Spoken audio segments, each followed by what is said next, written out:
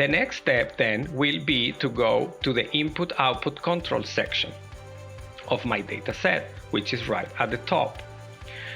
And then I need to add all the relevant keywords to generate the outputs needed to visualize the results of my clumps. And the special outputs are the following.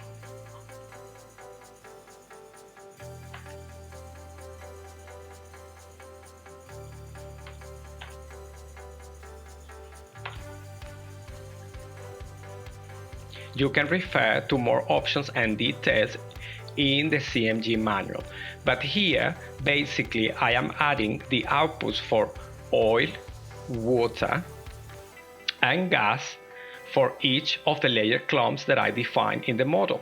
The first clump is oil 1 green, the second clump is oil 1 red, and the third clump was all blue zone. And these outputs allow me to get into the output file rates and cumulatives for all the fluids in the model. And that's it. Now I have my new data set with all my clumps defined. So the next step will be to save this data set with a new name. So I'm going to call it clumped, save.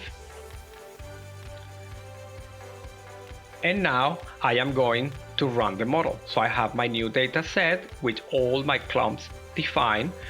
And what I'm going to do is to just drag and drop this data set into IMAX and I will run my simulation.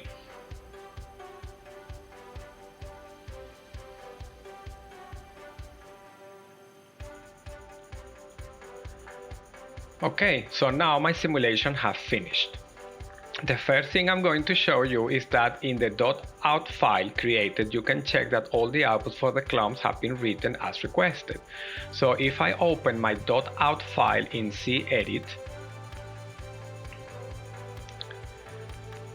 and you make a quick inspection of the .out file, you can see when the simulation is running,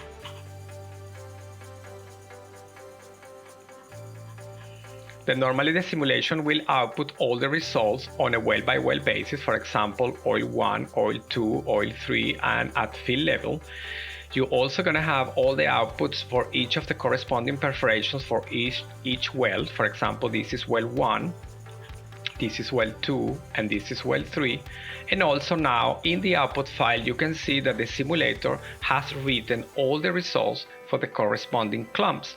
This is the first clump I define, oil 1 green, and now I can see the output results for each of the perforations in that clump and the total for that clump. So I can see this is the first clump, this is the second clump, and this is the third one for the blue zone. Okay, so the output file, it can give you an idea on the results for each of those clumps. So I'm going to close cedit now.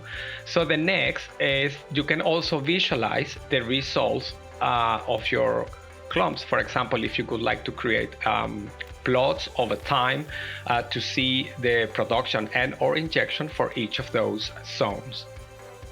So what I'm going to do, I'm going to drag and drop my SR3 file into results.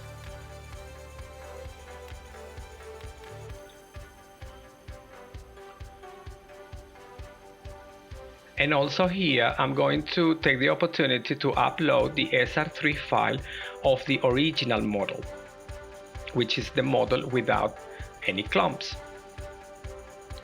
And the first thing I'm going to take the opportunity to show you is that adding or using the option of layer clump in the model does not impact the simulation results.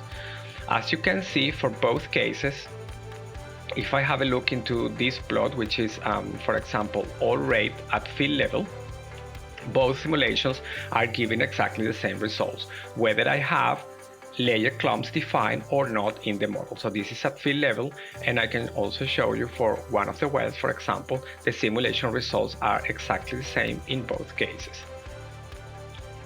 Now, if you would like to create a plot of one of the layer clumps that you created, as you remember, these outputs are in the special section or the special history results for the simulation. So in order to do that, you can go into time series, and then you have to go into this option here, special history. And then if you select the simulation model with the clumps defined, and then special history, and then here in this box you have all the variables that we have requested as an output from the simulation model.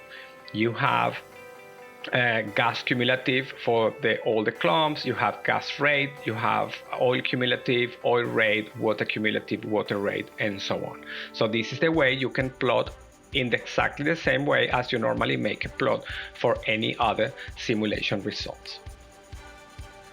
Okay, so now I'm going to close results. And that's it. This takes me to the end of this video, as this is what I wanted to show you today. Hope you find this information useful. For any feedback, questions, or if you need any technical assistance, please feel free to get in touch at support@cmgl.ca. Thanks for your attention and have a good day.